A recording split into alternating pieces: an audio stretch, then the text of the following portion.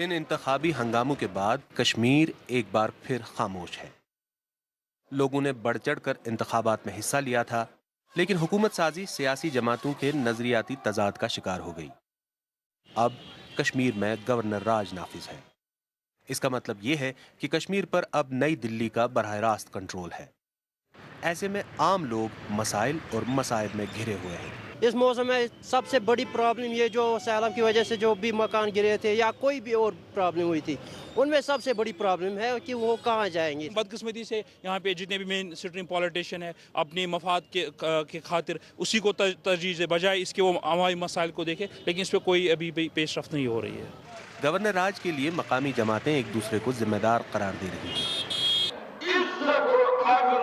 فی الوقت Peoples democratic party اور بی جے پی کے درمیان مذاکرات جاری ہیں، لیکن نیشنل کانفرنس نے پھر ایک بار سیاسی اتحاد کی پیشکش دہرائی ہے۔ اب اگر آپ کا ایسپریشنل ایجنڈا مین سٹریم میں اپنی آئیڈینٹی نہیں لا سکتا ہے تو پھر سب ورژن آف مین سٹریم ہوگا، اور اٹ از کوائٹ پاسبل کہ ایک disruption of peace who.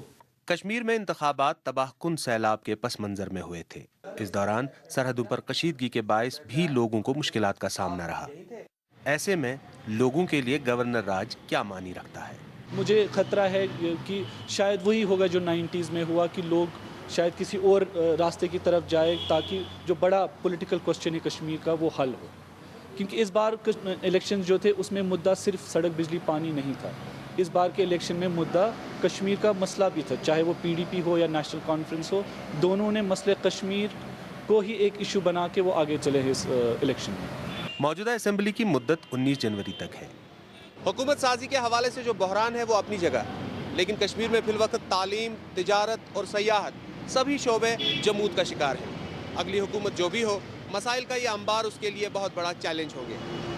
Riyadh Masroor, BBC news, Sri Nagar.